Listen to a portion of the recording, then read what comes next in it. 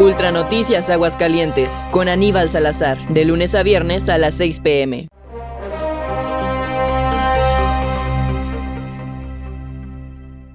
Hola, ¿qué tal, amigas, amigos? ¿Cómo están? Yo esperando que ustedes se encuentren muy bien. Mi nombre es el biólogo Ricardo Herrera. Yo vengo, como saben, del colectivo Crotalus Quetzalcóatl, que nos da espacio Ultra Noticias Aguascalientes para poder charlar y entrevistar gente que es bien importante para nuestro estado, porque su aportación tanto del conocimiento científico como de la divulgación son fundamentales para entender qué hacer para la conservación de animales que luego de pronto nos da pánico y miedo, ¿no? Y en esta ocasión tengo a un invitado muy especial, que es el maestro en ciencias Gustavo Quintero Díaz, autor de muchos artículos científicos y de libros, y en especial pues esta guía de anfibios y reptiles de Aguascalientes, que es una pieza fundamental. Pero bueno, antes de continuar, muchísimas gracias, Gus, por el espacio.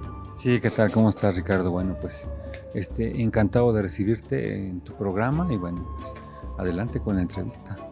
Muy bien, Gus, pues mira, precisamente como comentaba hace unos segundos, el libro de anfibios y reptiles es como el caballo de batalla para todos los que nos adentramos, no solamente para los que nos gustan los anfibios y los reptiles, las serpientes, sino yo creo que todas las personas que trabajan con fauna finalmente tienen que consultar una gran cantidad de documentos, y me he dado cuenta que muchas personas que no son biólogos, que son incluso estudiantes de bachillerato, que les gusta la fauna, que les gusta saber, siempre mencionan el libro de anfibios y reptiles, el de Joel, y este libro de Joel y tuyo. Entonces, pues una pieza bien importante para el conocimiento de divulgación de la ciencia de nuestra biodiversidad. Sí, desde luego, yo creo que somos pioneros, tanto Joel y un servidor, precisamente de la generación de esta información. Este libro fue el primero que habló de un estado completo sobre su herpetofauna. Hasta muchos años después comenzaron a salir la herpetofauna de Chihuahua, la de Coahuila, etc. Y yo creo que eso fue fundamental y por eso mucha gente lo cita. Es un libro muy citado por esa situación y además, pues en este libro hablamos mucho de historia natural, de distribución, un listado de especies, de nombres, etc. De tal manera que a mucha gente que trabaja, no solo biólogos, ¿no? Muchas otras personalidades, muchas profesiones, pues o consultan este libro porque tiene mucha información importante del lugar donde se encuentran los animales, ¿no?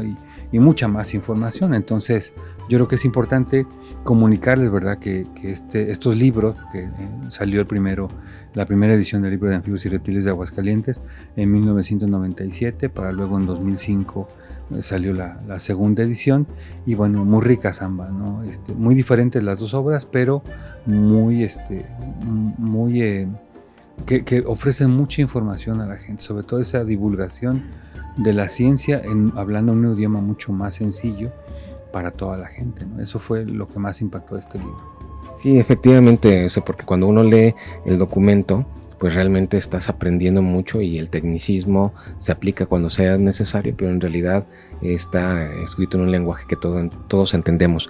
Una de las cosas que a mí más me gustó de las publicaciones que han estado sacando es que mencionan también mucho del conocimiento de las comunidades rurales, porque por ejemplo si decimos o la gente piensa que los alicantes, estas serpientes, toman leche de las vacas, pues en su documento también lo mencionan, de manera de que la gente, más personas lo conozcan, pero lo desmienten. O sea, no solamente queda en el conocimiento, sino que también dan argumentos para desmentirlo, y eso es muy importante porque así la gente aprende. Sí, efectivamente, sí. Una de las cosas que trabajamos desde hace muchos años precisamente son las entrevistas en las comunidades a donde llegamos a trabajar, y generalmente siempre avisamos a la gente que llegamos, avisamos a la comunidad que vamos a andar caminando por ahí buscando animales, y aprovechamos precisamente para hacerles entrevistas, y llevamos incluso algunas guías.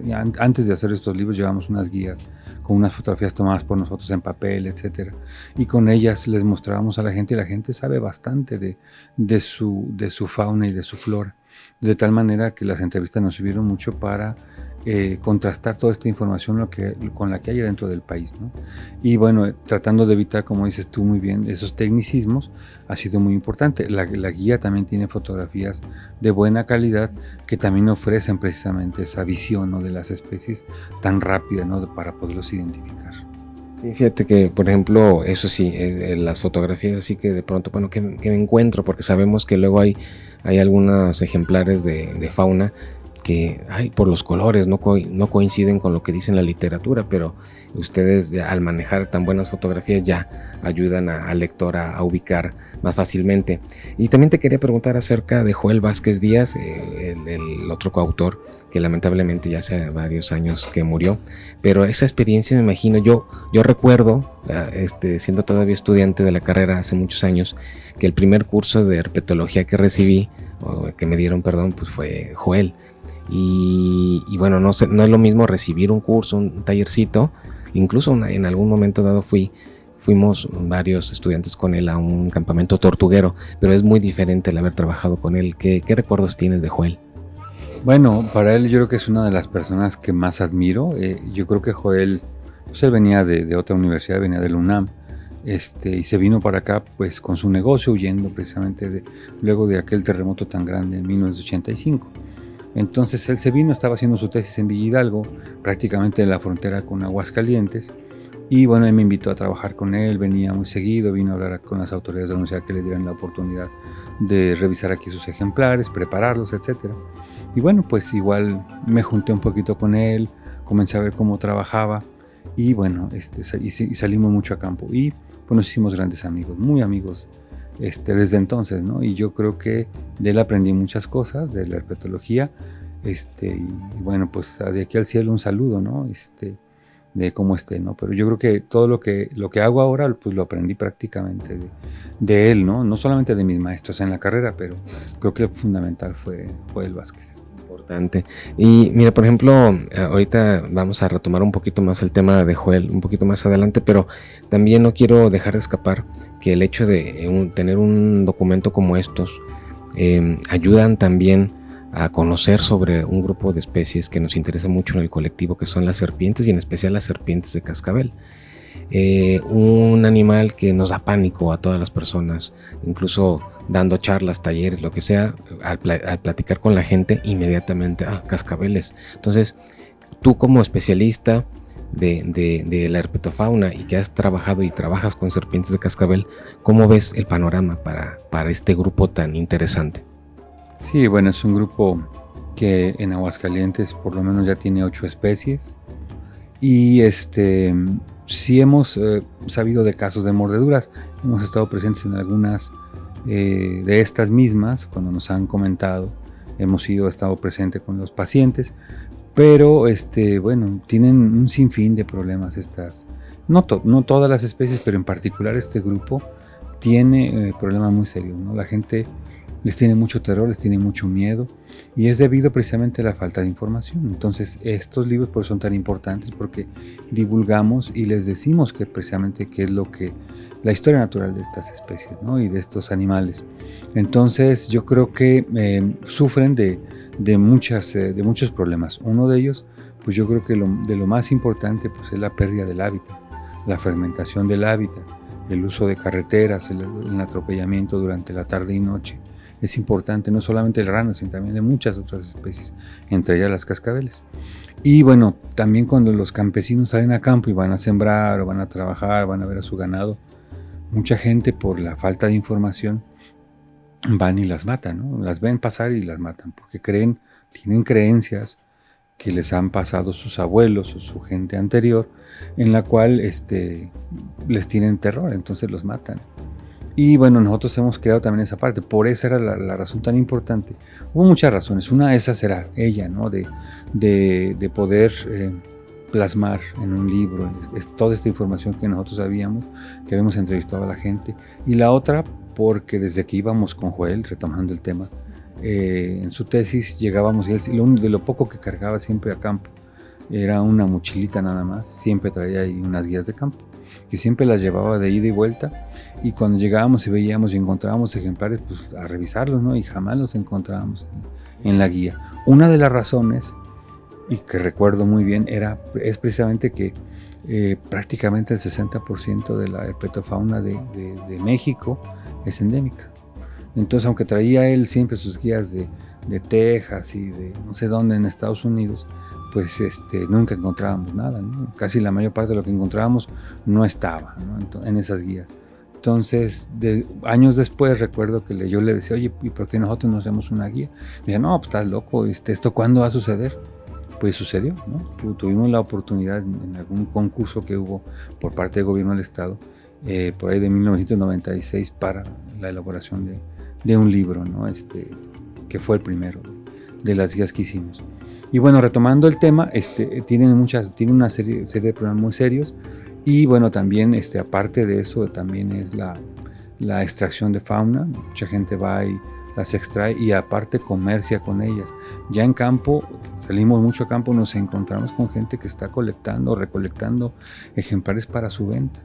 Ustedes pueden ir al Mercado Terán, los invito a que se den una vuelta en la parte alta del mercado y mucha gente vende ya las pieles y vende la carne de la serpiente de cascabel completita, se ve nada más el cascabel en la parte final, bueno, para muchos remedios que se utilizan, ¿no? Y que prácticamente no se ha estudiado si realmente esto es solamente un mito, ¿no? El comer porque nos va a curar el vitiligo, porque nos va a dar potencia sexual, porque muchas cosas, y realmente creemos que eso no es cierto. Entonces por eso es tan importante que podamos plasmar todo ese conocimiento que los campesinos, la gente tiene, para que todos los demás que estamos acá en la ciudad, pues sepamos, ¿verdad?, que no son nada peligrosas, al contrario, son muy benéficas el que esté en esa serpiente, precisamente en la vida silvestre. Aquí hay importante un pequeño paréntesis. Una persona que yo conocí hace años, enferma de cáncer, era un hombre, cuando se le diagnosticó empezó a comer serpiente de cascabel y la persona ya no está aquí, o sea, la persona ya murió. Entonces, a mí me gusta, de pronto no revelo nombres ni nada, era un conocido, pero me gusta comentar esto porque luego a veces precisamente existe el mito de que son benéficas, que curan todo, hasta el cáncer. Y me he dado cuenta que hay personas que incluso dejan de consumir los medicamentos adecuados o el tratamiento médico adecuado con un oncólogo y se prefiere el consumo de otras cosas que no van a servir, como es el caso de la carne de una serpiente de cascabel. Entonces, pues bueno, esta información también la pueden consultar en este tipo de documentos, que es bien interesante.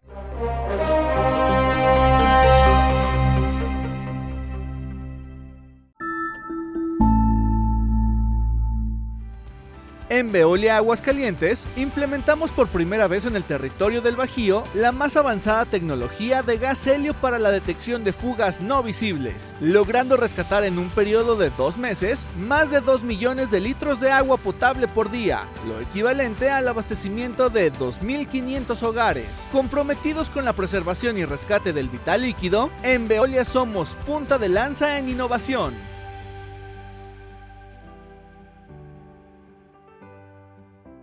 Construyamos el mejor estado de la República. Formemos los mejores deportistas, ingenieros, doctores. Hagamos que el campo exporte nuestra esencia, nuestros sabores, nuestros colores. Aguascalientes, tierra de trabajo y soluciones. El gigante de México. Aguascalientes. ¿Escuchas? Es el corazón morado y amarillo de todos los mexicanos. Hemos aprendido a nunca darnos por vencidos.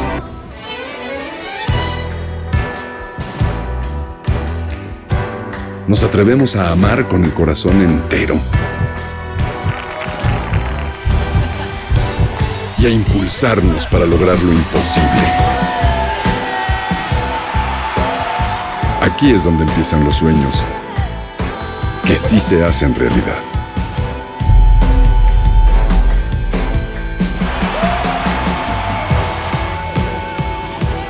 Caminar, correr, volar. Teletón late en el corazón de todos los mexicanos. Teletón, orgullosamente tercos. En el Gigante de México, apoyar a la economía de las familias es una prioridad. Para el ciclo escolar 2023-2024, se destinaron más de 50 millones de pesos en uniformes escolares que serán entregados a niñas, niños y adolescentes. En el IEA trabajamos todos los días para hacer de Aguascalientes el gigante de la educación. Descarga la aplicación de Ultra México en tu Roku. Disfruta de todo nuestro contenido desde tu pantalla de televisión. Descubre la forma más sencilla de ver nuestros programas a la hora que quieras, así como nuestro contenido en vivo. Descarga nuestra aplicación ya. Descarga Ultra México en Roku.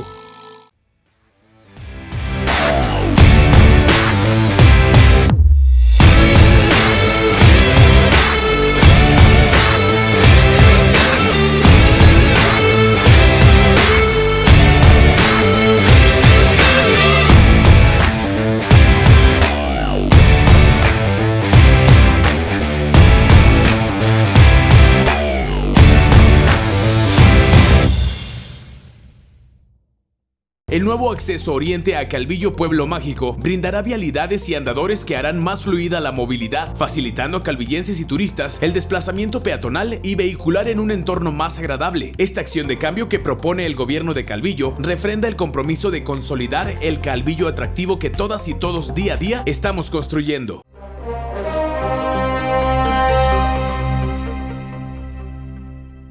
Hablando de Joel un poquito también, retomando, por eso te decía, y de este libro que es La historia natural de una rana muy mexicana, y retomando un poquito porque tengo entendido, y tú me dirás si estoy equivocado, que él fue el que empezó en un principio como a trabajar un poco más con la rana, pero ya después ya la estafeta la empezaste a tomar tú.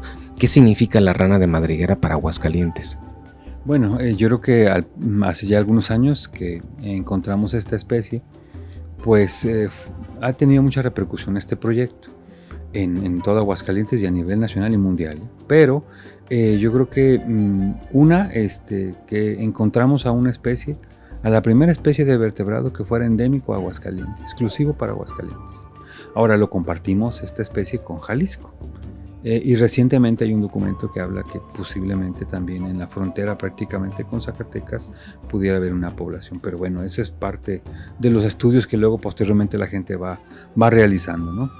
Y somos pioneros también porque en ninguna ocasión se había escrito un libro exclusivamente de una sola especie. En el caso de la rana de madriguera, fue una especie que fue encontrada por ahí de 1950 en Aguascalientes, en 3 sitios, por la salida San Luis Potosí, curiosamente, en una expedición que envía a sus alumnos Howard Smith, el padre de la herpetología en México, y que desapareció completamente después de que él la encuentra en su frasquito. Llevaban casi 200 ejemplares. En una noche encontraron, se los llevaron y bueno, ya cuando los encuentra él, que eran sus alumnos, son los que habían venido a México, él la encuentra y dice, ay, está con, y la revisa, es una especie nueva que le llamó Ternoila dentata, con P empieza, Ternoila.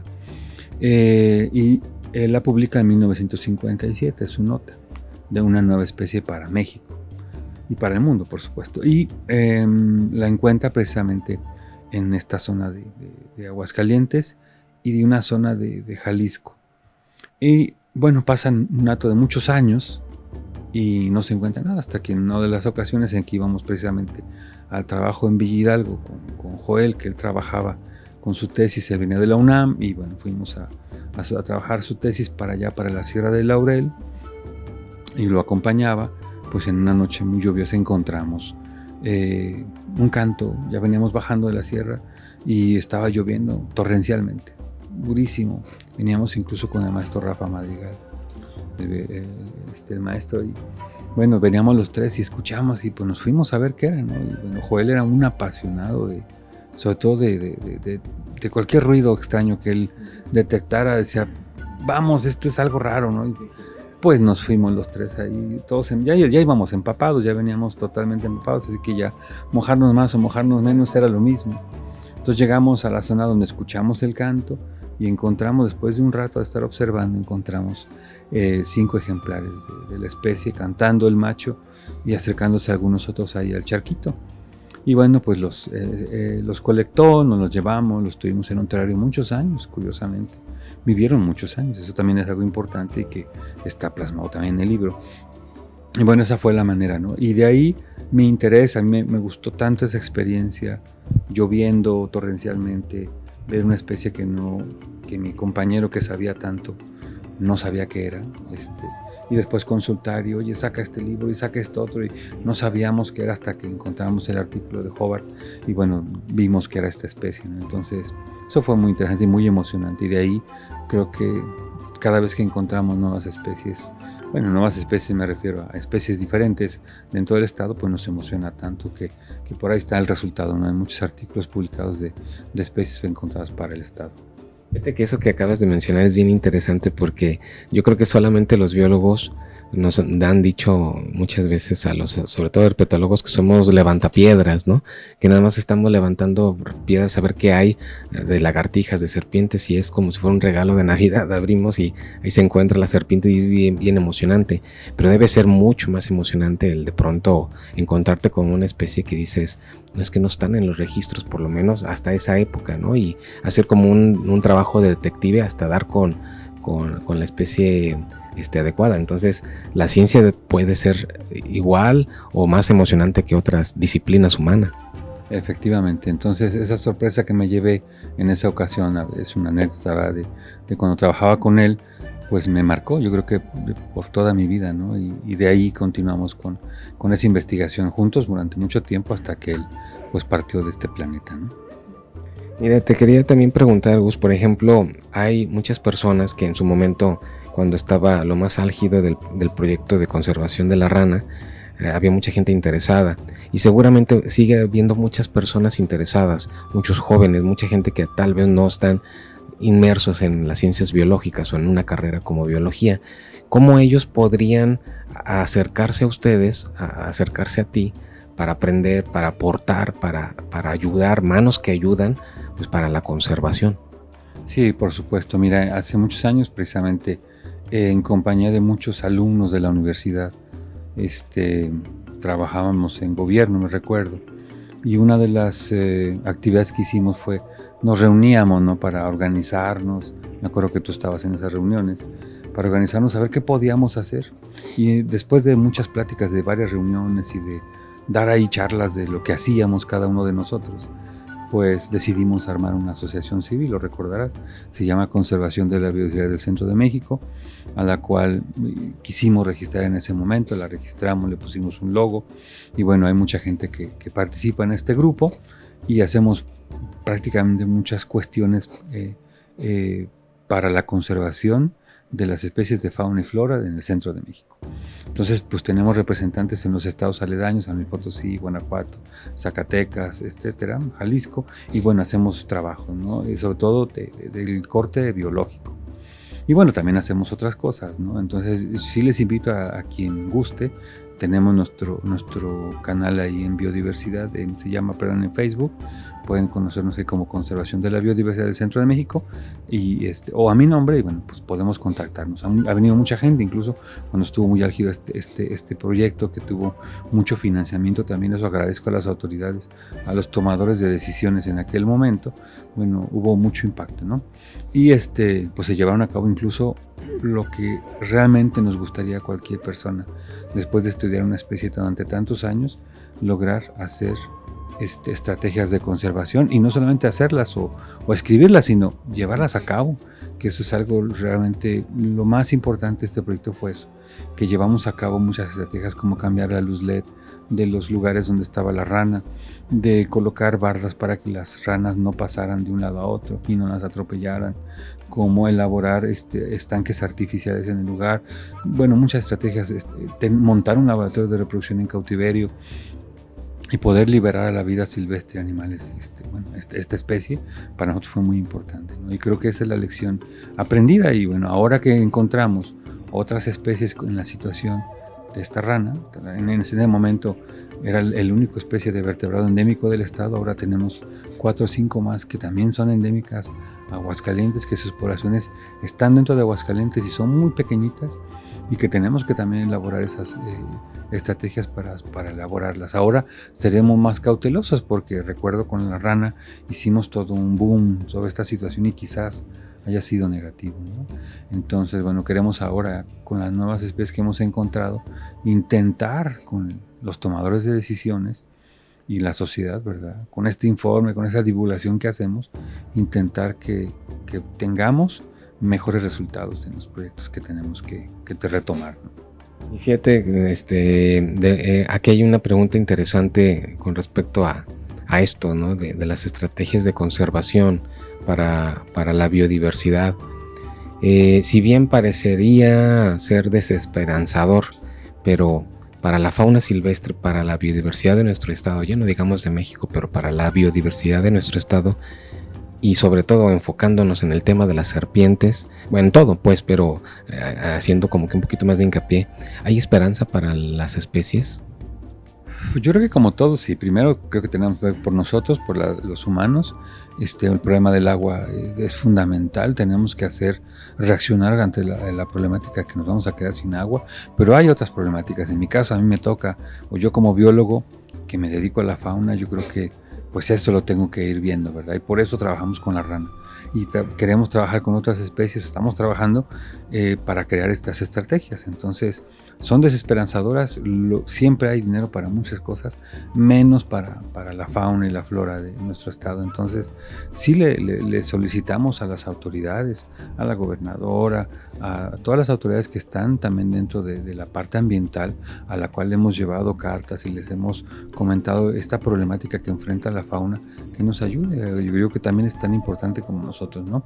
Y bueno, pues esa es la invitación que le hacemos no solo a ellos, sino a toda la gente que nos escucha y que nos ve por televisión, bueno, que podamos reunirnos ese esfuerzo de la sociedad, los tomadores de decisiones, los políticos y nosotros los que podemos hacer divulgación científica, de unirnos para lograr estos objetivos, ¿no? Que es la conservación de las especies que por lo menos nosotros tenemos dentro de nuestros límites políticos, ¿no? Del territorio. Pues ahí está la invitación para las autoridades, para la población, sumar esfuerzos para poder hacer algo por la conservación, porque finalmente es para las futuras generaciones y que un estado que promovemos que es tan grande y tan bonito, bueno, pues hay que hacer lo propio para conservarlo, ¿no? Entonces, pues bueno, muchísimas gracias, Gus, por darnos este espacio, esta oportunidad de platicar, y las cámaras y los micrófonos siempre abiertos para proyectos que tengan ustedes, que podamos ir de metiches un poquito a tomar videos, a tomar audios, porque yo creo que es importante que el gran público, pues conozca lo que se hace. Sí, por supuesto, y bueno, la invitación a ti, Ricardo, que bueno, eres un conocido de hace muchos años, amigo, ojalá que lo seamos por muchos años, y bueno, invitarte a nosotros, tu interés y tu grupo que se llama Crotalus Quetzalcoatl. Trabajamos en un proyecto de cascabeles desde hace ya 4 o 5 años, en donde ya tenemos muchos datos sobre cómo se mueven, a dónde se mueven, cuántas crías tienen, de qué se alimentan, cuál es su periodo reproductivo, y tenemos identificados allá cada ejemplar. Entonces es muy interesante cómo se deben de manipular, cómo se debe trabajar con estas serpientes, minimizar el riesgo de trabajo con ellas, y precisamente con la gente que vamos con la comunidad. Hemos trabajado arduamente en proyectos de conservación en esa zona, y nos gustaría que igual, si están invitados ustedes a cualquiera de estos trabajos que hacemos, ¿no?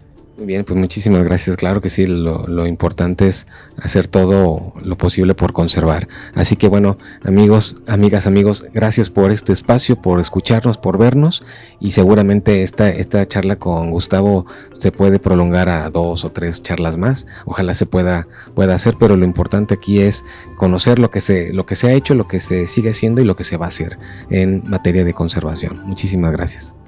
Hasta luego. Ultra Noticias Aguascalientes, con Aníbal Salazar, de lunes a viernes a las 6 p.m.